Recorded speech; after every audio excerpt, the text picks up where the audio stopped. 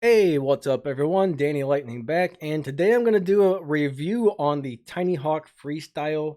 Little teeny tiny racing quad, runs off of a 2-cell battery. Alright, it might look big here in the because I'm holding it real close to the camera, but it's the size of the palm of your hand. Nothing this small should fly this good. I'm going to tell you, I'm blown away at how nice this thing flies. I am going to show you some flight footage of this. I'll go ahead and start it while I'm talking about this thing, but I've probably been into the RC hobby of flying for about 15 years. I used to be an excellent 3D helicopter pilot doing all the crazy aerobatics. All right, I probably fly these quads differently than your average quad flyer. I like to stay low to the ground and weave in and out of obstacles. All right, I do that, and I do some light aerobatics, some flips here, some rolls there, and stuff like that. But we're going to talk about how awesome this little guy is. All right, so first, there's the camera. All right, how bad is it? You probably hear everybody going on about how terrible the Tinyhawk cameras are.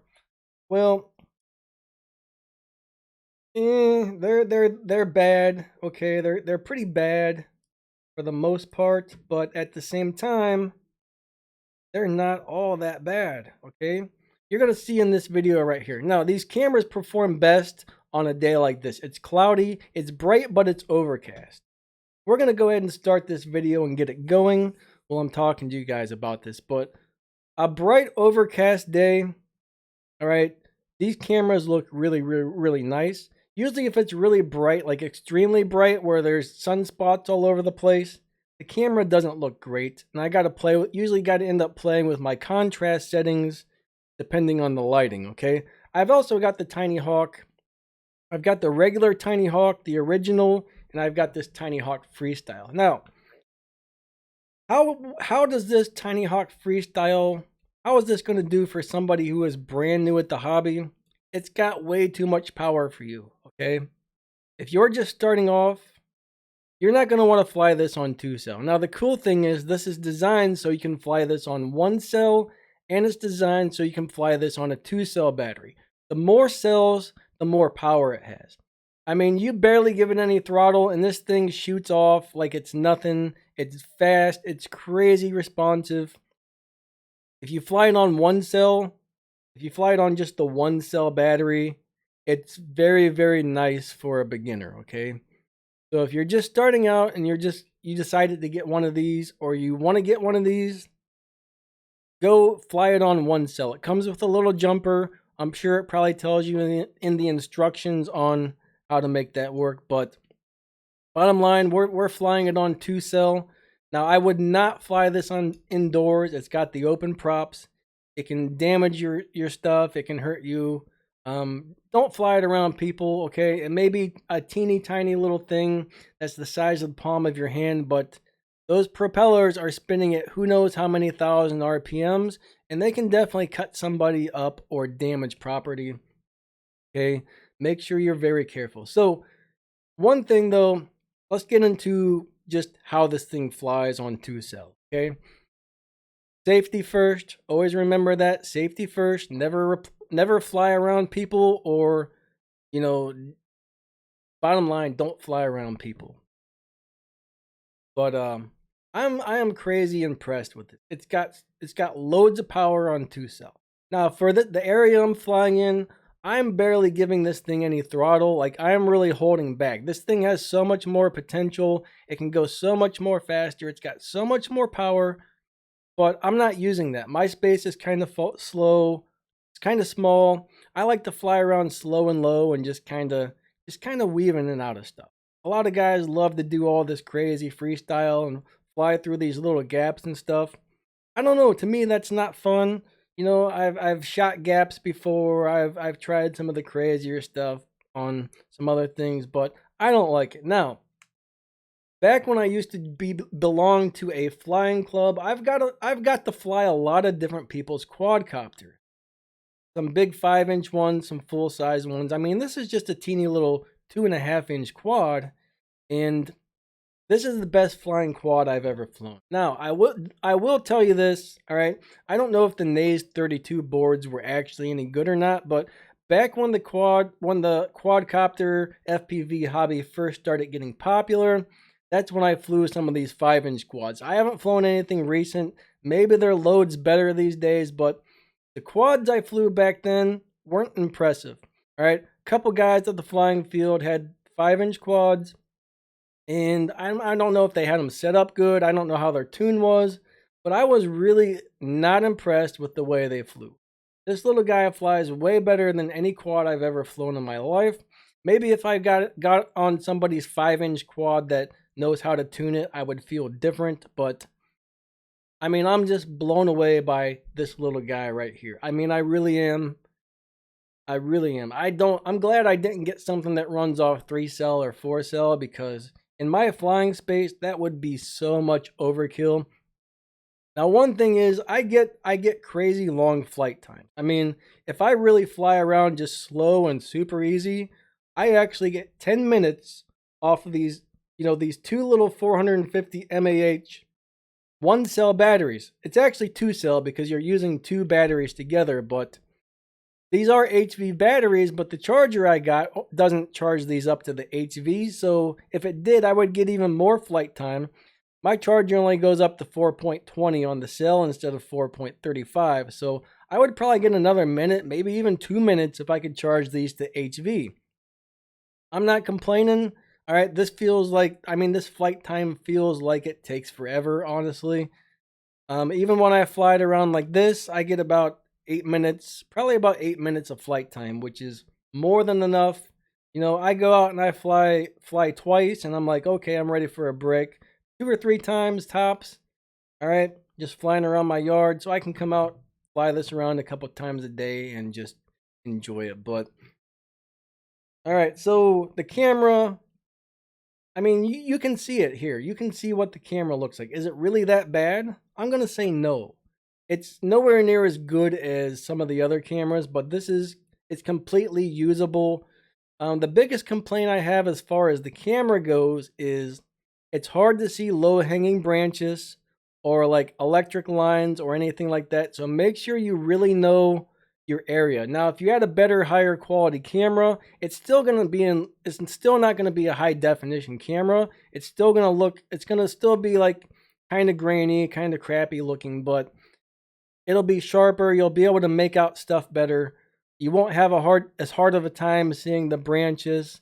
I mean, you can see how it's not easy to see those branches until you get right up on them. So make sure you really know your area well. Know where the low-hanging branches are before you fly through an area. Know where the low-hanging wires are before you fly through an area, and stuff like that. Okay, that's the best advice I can give you. I mean, for around $20, you can get one of those RunCam 2 Nanos. That would be sweet. That would be awesome to get one of those. Maybe one of these days, if I get an extra $20, I will throw one of those on there. But the way things are right now, $20 is $20. I got to be real careful with my spendings. So now the VTX, you see people complain about the VTX on this a lot. Is the VTX really that bad? Well, that really depends. Like if I'm in my front yard and I try to go around to fly in my backyard, I lose video signal. Okay. If I go to my backyard and I fly in my backyard, I get a lot more static. I get a lot more breakup and stuff like that. This VTX is not good. This is not designed to be flown far or very high. If you get up too high above the trees, you're going to start losing your video signal. I notice I can normally get on a nice, more open area like my front yard, I can usually get about, I don't know, somewhere between 400 and 500 feet away before I start losing signal. All right. Now, if I go in my backyard, I can guarantee you I would lose signal much, much faster because there's a lot more trees and stuff around to block the signal. All right. But depending on where you fly this, the VTX may or may not be good for you. There's my stick. As a lot of you guys know, I have like health problems with muscle spasms and nerve problems, so I can't really get down to pick something up. So I got to use the grabber stick. It sucks being like this, man. Every time I kneel down, when I stand back up, it feels like I just pulled out a hamstring. And then for like months, sometimes 2 or 3 months afterwards, it takes that long to settle down sometimes. So I gotta be so careful on what I do so I don't hurt myself. All right, so you can see right there that was 7 minutes and 44 seconds of flight time, and my battery is only at 6.83 volts. I could go longer, okay? But I've got it set to, I don't want to hurt my battery. It's better to not fly it as low as you possibly can. You don't want to kill your batteries.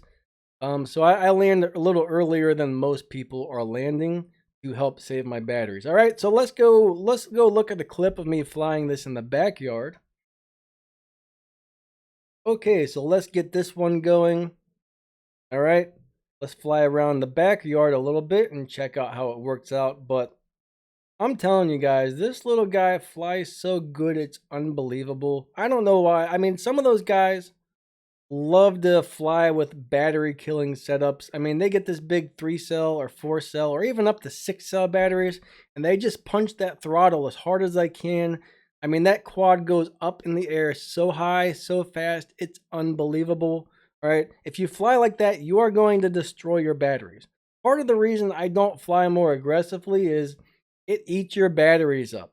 And I mean, I don't want to have, if you fly really, really aggressively, you might get 40 or 50 flights, even if it's a bigger pack, and then it's destroyed. These little quads can suck so much juice out of a battery, they can kill your battery very, very quickly.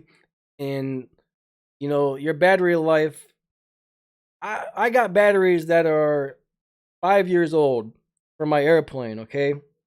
That tells you something right there. If you take care of your batteries, if you don't just punch it all the time, some batteries can last for a really, really long time. Now, unfortunately, if you're flying a 1 cell quad, those things destroy your batteries. You got to have at least a 2 cell, in my opinion.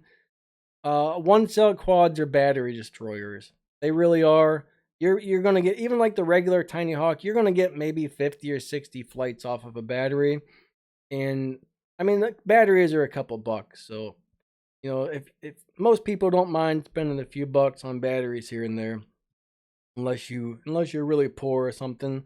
I hate having to buy new batteries. So personally, I love something that flies on 2 cell, and as long as you take it easy and you're not just giving it full throttle all the time and just going crazy with it, these batteries will last you a pretty long time if you take care of them. Okay, on a 1 cell quad, they're probably gonna die faster, but that's part of the reason why I fly the way I do. Right? I want these batteries to last as long as possible. Sure, I could zoom around at 100 miles per hour. Well, this little guy probably doesn't do 100. I think it does like 50 or 60 if I remember correctly. But I'm not doing that. I'm just cruising around, trying to do relaxing, enjoyable flights. You know what I mean? Sometimes, usually the worst that happens for me is I hit a tree branch every once in a while. The quad gets tangled up in the tree branch, or I get a little too low to the ground and I crash into the grass and it tumbles a few times, which you're going to see that happen in a few minutes, which is no big deal here. But I mean, the bottom line is this little thing is amazing. I mean, I really am blown away at how good this flies. I mean, I never would have thought something this small could fly this nice. I mean, it's really unbelievable. Right there, you can probably see I had a little bit of weird prop wash or whatever. Notice how hard it is to see those telephone wires up there? That's one of the reasons I say when you got a camera like this, you've really, really got to know your surroundings. Sure, you can see exactly where you're going, no problem, but smaller, thinner items like the tree branches and the telephone wires. Yeah, I was kind of thinking about shooting that gap and then I chickened out. All right. I used to do that all the time on the little Tinyhawk, but that's got covers over the prop, so if you hit the tree, no big deal. You fly into a tree with this guy, you're going to tear your props up. I also want to try and make sure my props last as long as possible. I mean, sure, they're only about $2 a set, depending on where you get them, maybe less, but still, $2 is $2 when you're on a really tight budget. Okay. I mean, I got an airplane that's 6 years old. All right, that tells you how careful I am with flying my stuff. If I get RC vehicles, I like to find things that are super, super durable. I quit flying the helicopters because it got to be such an expensive hobby. And then I just had my little, airplane for a while. and I've been flying that thing for years. I mean, I actually take it out in the yard here, just slowly carry her around the backyard and stuff. It's a lot of fun. I take it out in the front yard. This thing though, I feel way more comfortable flying this.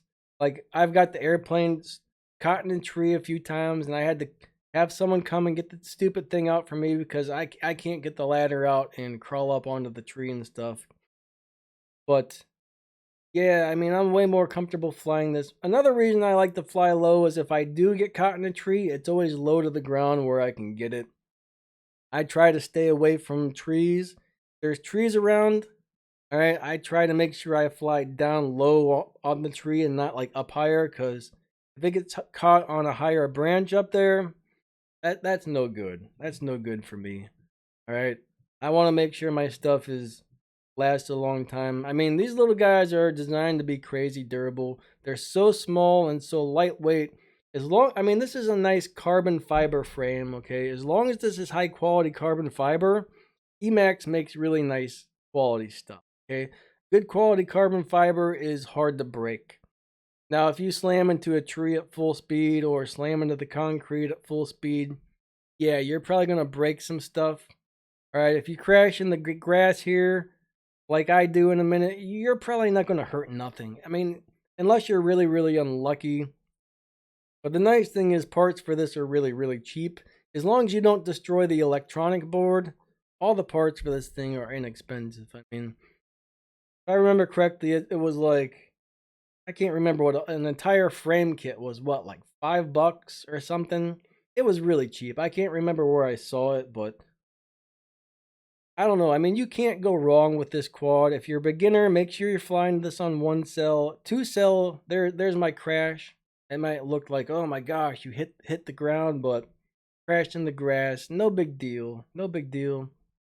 95% of the time, you're going to pick this thing up and you're going to fly it again. I mean, that's pretty much all there is to it. I don't see how anybody could not like this. As long as you don't have problems with the electronics in this, I would definitely suggest changing out the camera eventually if you can afford it, because this is not a good camera. It's not a good camera. If you put a better camera on here, you're going to be able to see where you're going a lot better. Like right here, I go and I grab it, I bring it back over here and put it up. Now it's ready to fly again. You know, that's pretty much how the crashes go on something like this. But I just really can't get over at how good this flies. It seriously flies just as nice as any of the bigger ones I've flown. It's way better than any of the smaller ones I've flown. All right, most of those little tiny whoops are really, really cool, but yeah, a 2.5 inch is definitely a different story. Like this has so much more power, and it flies longer, it's smoother, it feels like a big one. The real main difference between this and like a larger one, I think, is the weight. This has no weight to it, so it has less like delay and drag, I guess you would say, compared to like a bigger one. Some people would really like that, other people wouldn't. It's a little easier, in my opinion, a little easier to make this do what you want it to do because of the lightweight compared to flying one of these larger ones. But anyways, yeah, I mean, that's pretty much the deal with this. I'm glad this video is about over because it's starting to hurt to set down here. My legs are definitely going numb and I can barely feel my feet. When that happens, that means it's time to get up and get out of the chair and move around a little bit. Because if I stay much longer, everything's going to end up going into spasms. All right, I'm going to have one little bit more of bonus footage for you real quick. Check this clip out. A hawk tried to grab my quad, I believe. All right, so I'm pretty sure this hawk just tried to get me. Let's go ahead and play this clip. And there it goes. I mean, it was right over top of me. I think he realized I better not grab that like at the last second. Sometimes those hawks will actually grab these hawks will actually grab your quad or your airplane and knock it out of the air. And it looks like he probably thought this was a small bird or something and then realized, hey, That ain't a bird. I'm not gonna grab that. The worst part though, those spinning propellers, I don't know, it would have to tear up their feet if they did grab it. I can imagine it would really cut them up. So I'm glad he didn't grab this thing. I'd be more concerned about the bird than the quad, I guess. I don't want to, harm any animals while I'm flying this around. But unfortunately, you do have bird attacks every once in a while. That's the closest I think I've ever come to a bird attack in all the years I've been flying. So, anyways, I think that pretty much wraps up this video. Let's play that clip one more time. Maybe I'll pause it right when he comes over. Let's. There he is. Look, that's definitely a hawk. We've got hawks all over my neighborhood. Now, usually they start screaming when they're running around. I didn't hear it, so I had no idea the hawk was actually here, which is kind of weird because they almost always announce themselves. Whoops. I'm gonna try and pause it right when he flies over top. Look how close he was to me. That's real freaking close, isn't it? So that guy was probably eyeballing my quad for thinking he was going to get something to eat. But alright, hope you guys liked this review. Great little quad. You can't go wrong. You can't go wrong with this thing. Alright, you really can't. See ya.